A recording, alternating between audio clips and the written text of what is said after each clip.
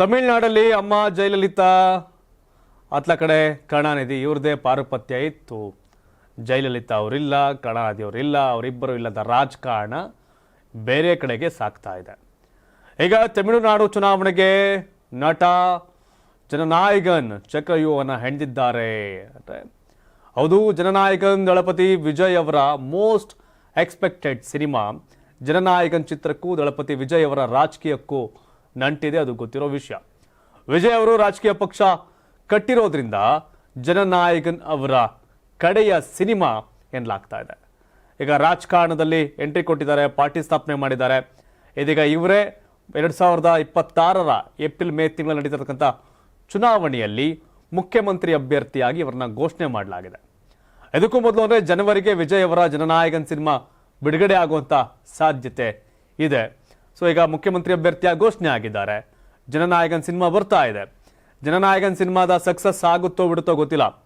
ಆದರೆ ದಳಪತಿ ವಿಜಯ್ ಅವರಿಗೆ ಈಗ ರಾಜಕೀಯದಲ್ಲಿ ಸಕ್ಸಸ್ ಕಾಣೋದು ಬಹಳ ಮುಖ್ಯವಾಗಿದೆ.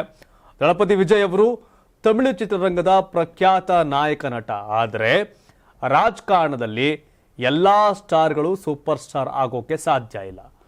ಈಗಾಗಲೇ ಕಮಲ್ ಹಾಸನ್ ಫ್ಲಾಪ್.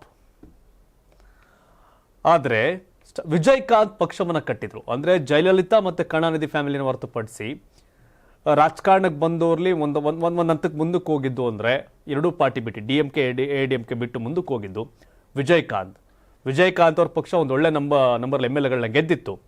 ನಂತರ ದಿನಗಳಲ್ಲಿ ಅವರು ಇಲ್ಲ, ಅವರು ತೀರ್ಕೊಂಡ್ರು. ಆ ಪಾರ್ಟಿ ಕೂಡ ಅಷ್ಟಕ್ಕಷ್ಟಲ್ಲ ಇವಾಗ.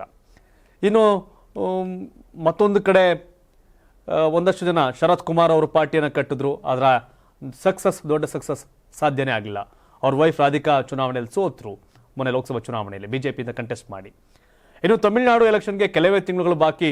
ಈಗಿರುವಾಗ ರಾಜಕೀಯ ಪಕ್ಷಗಳ ಚಟುವಟಿಕೆಗಳು ಈಗಾಗಲೇ ಗರಿಗೆದಿರತಕ್ಕಂಥದ್ದು. ಎಲ್ಲ ಪಕ್ಷಗಳಿಗಿಂತ ಒಂದು ಹೆಜ್ಜೆ ಮುಂದೆ ಹೋಗಿ ತಮಿಳಗ ವೆಟ್ರಿ ಕಳಗಂ ಪಕ್ಷ CM ಅಭ್ಯರ್ಥಿನಾಗಲೇ ಹೇಳಿದೆ ಘೋಷಣೆ ಮಾಡಿದ್ದಾರೆ. ಪಕ್ಷದ ಸಂಸ್ಥಾಪಕ ದಳಪತಿ ವಿಜಯ್ ಅವರನ್ನ CM ಅಭ್ಯರ್ಥಿಯಾಗಿ ಘೋಷಣೆ ಮಾಡಲಾಗಿದೆ. ಇನ್ನು ದಳಪತಿ ವಿಜಯ್ ಅವರನ್ನ CM ಅಭ್ಯರ್ಥಿ ಅಂತ TVK ಪಕ್ಷ ಘೋಷಣೆ ಮಾಡಿದೆ.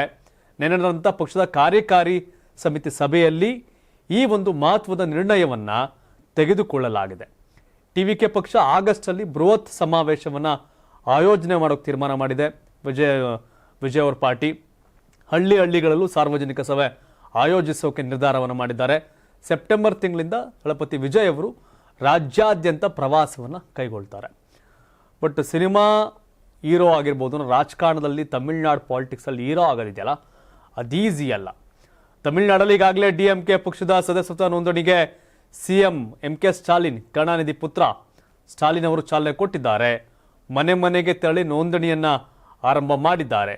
ಮತ್ತೊಂದು ಕಡೆ ADMK BJP ಮೈತ್ರಿಕೂಟ ಕೂಡ ಅಧಿಕಾರ ಹಿಡಿಯೋಕೆ ಶಪಥ ಮಾಡಿದ್ದಾರೆ. ಬಟ್ ADMK ಜಯಲಲಿತಾ ನಂತರ ADMK ಕಳೆಗುಂದಿದೆ. ಅಲ್ಲಿ ಕೂಡ ಶಶಿಕಲಾ ಪುತ್ರ ಒಂದು ಪಾರ್ಟಿ ಸಪ್ರೇಟ್ ಕಟ್ಕೊಂಡು ಒಂಥರ ಅತಂತ್ರಗಳಿದೆ. ADMK ಕೂಡ ಲೀಡರ್ಗಳ ಕಚ್ಚಾಟ.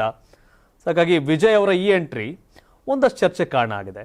DMK ADMK ರೀತಿ BJP ಜೊತೆ ಯಾವುದೇ ಕಾರಣಕ್ಕೂ ಮೈತ್ರಿ ಮಾಡಿಕೊಳ್ಳೋದಿಲ್ಲ ಅಂತ ಈಗಾಗಲೇ ಮೈತ್ರಿ ಆಗಲ್ಲ, ಸಿಂಗಲ್ ನಾನು ಒಬ್ಬನೇ ಹೊಡೆದಾಡ್ತೀನಿ, ಫೈಟ್ ಮಾಡ್ತೀನಿ, ಹೋರಾಟ ಕೊಡ್ತೀನಿ ಅಂತ ವಿಜಯ್ ಸ್ಪಷ್ಟಪಡಿಸಿದ್ದಾರೆ. 2024ರಲ್ಲಿ TVK ಪಕ್ಷ ಸ್ಥಾಪನೆಯಾಗಿದ್ರು. ಲೋಕಸಭಾ ಚುನಾವಣೆಗೆ ಸ್ಪರ್ಧೆ ಮಾಡಿರಲಿಲ್ಲ.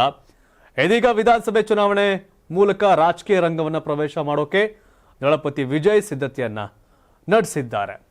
ಸಹಜವಾಗಿ ನಮ್ಮ ಕರ್ನಾಟಕದವ್ರಿಗೆ ತಮಿಳುನಾಡು ಪಾಲಿಟಿಕ್ಸ್ ಬಹಳ ಕುತೂಹಲ. ಕರ್ನಾಟಕ ಬಿಟ್ಟರೆ ಕೇರಳದ ಬಗ್ಗೆ ತಲೆ ಕೆಡಿಸ್ಕೊಳ್ಳಲ್ಲ ಯಾರೂ.